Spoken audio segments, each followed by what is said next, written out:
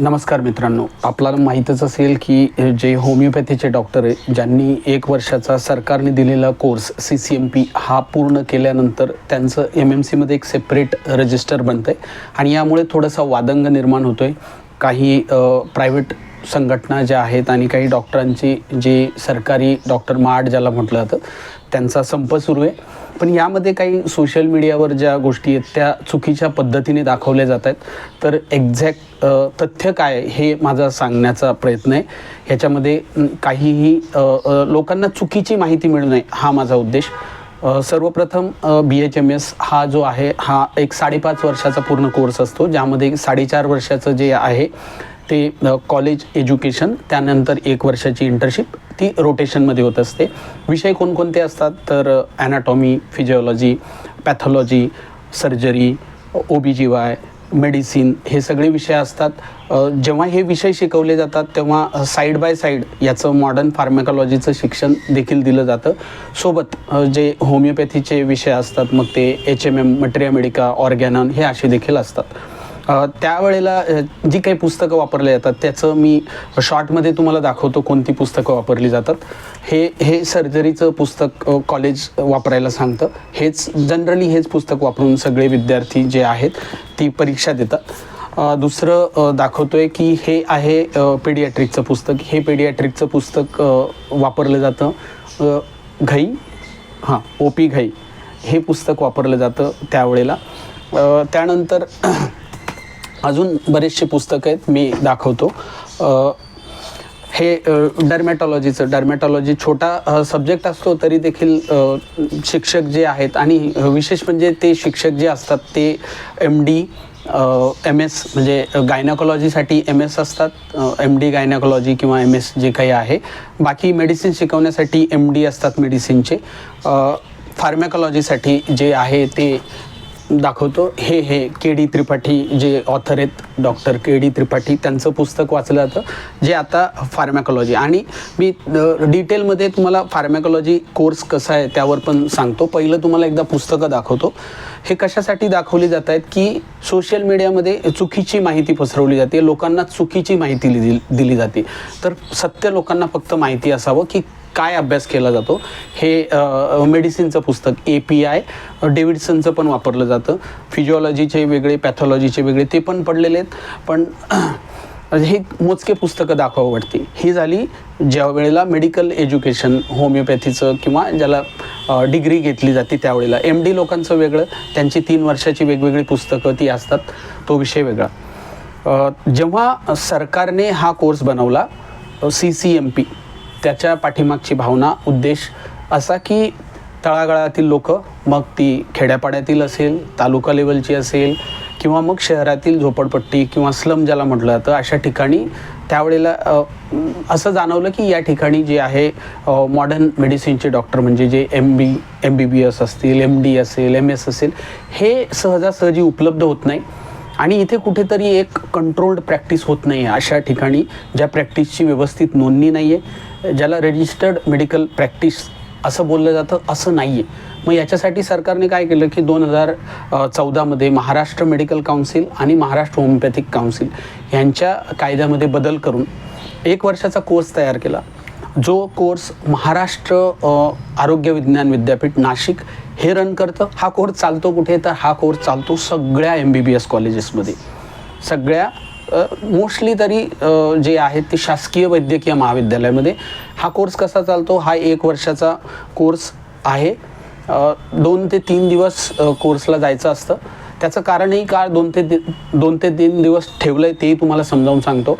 Course कसा चालतो तर मी एक उदाहरण देतो. जे वैद्यकीय महाविद्यालयाचं तिथे सकाळी 9 वाजेपासून संध्याकाळी 5 वाजेपर्यंत क्लासेस होतात. त्यामध्ये मग तुमचं मेडिसिन असेल, सर्जरी असेल, OBGY असेल, पेडियाट्रिक असेल, ह्याचे वेगवेगळे क्लासेस होतात. स्पेशली फार्मॅकॉलॉजी पूर्ण वर्षभर शिकवलं जातं. प्रॅक्टिकल असतात जे बाकीचे डॉक्टरांना घेतले जातात. राऊंड्स असतात, ते सेम प्रोसेस सगळी होते. एवढं सगळं शिकून सोशल मीडियामध्ये असं सांगितलं जातं आहे की हे 6 महिन्याचं आहे, हे असं आहे, हे तसं आहे. तर मी फक्त तथ्य मांडतो आहे की हे असं होतं आहे आणि मग हा कोर्स, ही एक्झाम होते, एक्झाम पण युनिव्हर्सिटी घेते, ह्याचं पण सेम स्ट्रक्चर असतं. External internal examination, practical, oral, हे सगळं काही होऊन मग विद्यार्थी आहेत. आता याचे विद्यार्थी कोण आहेत? तर या कोर्सचे जे विद्यार्थी आहेत ते प्रॅक्टिशनर लोक आहेत. मोस्टली तरी 35, 40, 45, 50 असे ज्यांचं वय, म्हणजे त्यांनी BHMSचं शिक्षण घेतलं आहे, त्यांची 10-15 वर्षाची प्रॅक्टिस झाली आहे. मग त्याला तुम्ही काय नाव द्यायचं ते देऊ शकता, पण त्यांनी प्रॅक्टिस केली आहे. ते गावखेड्यामध्ये किंवा स्लम एरियामध्ये किंवा जिथेही कुठे राहतात तिथे ते इमर्जन्सीचे पेशंट हँडल करतात. साधं जे काही काय म्हणता येईल त्याला, वेगवेगळे आजार असतात, मलेरिया, टायफॉईड, डेंग्यू, ह्याला तर बघतात. सर्दी, खोकला, ताप, ज्याला तुम्ही कधी आजार मानत नाही ते पण ते बघतात. कारण नंतर हे जर व्यवस्थित ट्रीट नाही केलं, आता सध्या इन्फ्लुएन्झा, डेंग्यू ह्या सगळ्या गोष्टी असतात, ह्या जर व्यवस्थित टॅकल नाही केल्या तर मग पेशंटचा जो बर्डन आहे तो मोठमोठ्या हॉस्पिटलवर जास्त होतो. नक्कीच तुम्हालाही माहिती. तर ही अशी मंडळी राहिला कोर्स करताना त्यांचा जो क्लास आहे म्हणजे वयाचा, तो 35, 40, 50, काही 70 वर्षाचे गृहस्थ आहेत की ज्यांनी हा कोर्स केला आहे. तर अशा ठिकाणी मग जे असेल, कळव्याचं कॉलेज असेल, छत्रपती संभाजीनगरची घाटी असेल किंवा अशा वेगवेगळ्या ठिकाणी हा कोर्स दिला आहे. कोर्स कुणी दिला आहे? सरकारने दिला आहे. सरकारला असं कुठेतरी जाणवलं की ही जी काही मेडिकल प्रॅक्टिस होते सध्या, ह्याच्यामध्ये बंधनं नाही आहेत, ती बंधनं यावी, ह्याची नोंदणी असावी. आता असं केल्याने काय होणार, तर ही नोंदणी झाल्यामुळे कुठे काही चुकीची घटना घडत असेल तर तिच्यावर निर्बंध येतील.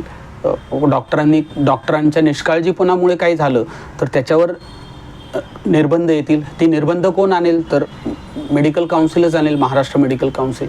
आणि हे एक सेपरेट रजिस्टर. याच्यामध्ये असं नाही आहे की म्हणजे एक MBBS डॉक्टरांचा नंबर आहे, मग त्याच्यानंतर बघा MBBS आहे, त्याला कुणीही दुमत करत नाही आहे. MD आहेत, MS आहेत, त्याला कुणीही दुमत करत नाहीत. हे डॉक्टर जाऊन तुमची बरोबरी करणार नाही आहेत. हे फक्त त्यांची जी प्रॅक्टिस करतायत तीच प्रॅक्टिस करतील, मोस्टली तरी तीच करतील, यातून 80-90% तरी तीच करतील, वेगळी काही प्रॅक्टिस करणार नाही आहेत. राहिला प्रश्न वेगळ्या प्रॅक्टिसचा, तर तुम्हालाही चांगलं माहिती आहे हॉस्पिटलला काय गोष्टी होत असतात, कशा गोष्टी घडतात, सगळ्यांना माहिती आहे. ज्या वेळेला मोठमोठे हॉस्पिटल चालवली जातात त्या ठिकाणी मनुष्यबळाची कशी कमतरता असते, मग ते मनुष्यबळ कसं भरवून काढलं जातं, त्या ठिकाणी कोणते डॉक्टर काम करत असतात, कुणाला रेसिडेंट मेडिकल ऑफिसर म्हणून दाखवलं जातं. तर हे विषय लोकांमध्ये सांगण्यासारखे नसतात. काही काय असतं ना, झाकली मूठ 1.25 लाखाची असं म्हटलं जातं. तर आपण तसंच याला समजून घ्यावं. जे काही बांधव आहेत, जे ऑर्गनायझेशन आहेत किंवा जे काही मॉडर्न मेडिसिनचे डॉक्टर आहेत, तर त्यांनी कृपया करून असं उच्च नीचपणा किंवा ह्यांना काही येतच नाही ही उदाहरणं देणं चुकीचं आहे. मला तरी वैयक्तिकरित्या असं वाटतं की आपण अशी उदाहरणं देऊ नये. प्रत्येकाकडं काही ना काही अशा केसेस असतात की ज्या जर लोकांमध्ये सांगितल्या किंवा काय असतं, काही गोष्टी बाहेर नाही टाकल्या तर चांगलं असतं. त्यामुळे त्या शास्त्राचं किंवा त्या पद्धतीचं जे कुतूहल लोकांमध्ये असतं ना, ते निघून जातं. मग त्यामुळे मला तरी असं वाटतं की आपण सरकारशी बोलावं, सरकारला व्यवस्थित सगळ्या गोष्टी समजावून सांगाव्या, यातून मार्ग निघेल. राहिला प्रश्न रजिस्ट्रेशनचा, तर रजिस्ट्रेशनमुळे निर्बंध येतील. जी प्रॅक्टिस आहे तिच्यावर कुठेतरी अंकुश लावला जाईल. काय औषधं द्यायची, काय नाही द्यायची, याचं SOP ऑलरेडी ठरलेली आहे, त्यानुसार सगळ्या काही गोष्टी होतील. तुमच्याकडे रेफर केले जातील. जेव्हा MUHSचा सिलेबस आपण बघतो त्यावेळेला क्लिअर कट लिहिलं आहे की एखादा मलेरियाचा पेशंट किती दिवस बघायचा आहे, टायफॉईडचा किती दिवस बघायचा आहे, त्याला कधी रेफर करायचं आहे, कुठे रेफर करायचं आहे, एखाद्याला ड्रेसिंग कशी करायची आहे किंवा पोस्ट ऑफ केअर सर्जरी किंवा एखाद्याला सर्जरी केली आहे त्याच्यानंतर त्याचं कशी काळजी घ्यायची आहे, त्याला काय करायचं, ह्या सगळ्या गोष्टी त्याच्यामध्ये समाविष्ट आहेत. त्यामुळे इथे कुठेही तुमच्या प्रॅक्टिसवर बंधनं येत आहेत किंवा तुमच्या प्रॅक्टिसमध्ये दखलंदाजी होते असं काहीही नाही आहे. हे त्यांची सेपरेट प्रॅक्टिस करतायत. सरकारला कुठंतरी असं दिसून आलं की ह्याच्यामध्ये निर्बंध नाही आहे, ही लिगलाईज नाही आहे, म्हणून सरकार हे करतं आहे. तर मला तरी असं वाटतं, मी आपणास विनंती करतो की हे सगळं शांततेत होऊ द्यावं, यामध्ये उगाच वादंग निर्माण करू नये. माझं हे सांगताना काही असं वाटत असेल की हे चुकलं असेल तर मी तेही सांगतो की आपण मोठे भाऊ आहात, माफ करा, पण जे सत्य आहे ते लोकांमध्ये यायला पाहिजे. उगाच साधारण लोकांमध्ये असं हे प्रतीत नको व्हायला की हे जे काही चाललं आहे हे सगळं चुकीचं चाललं आहे.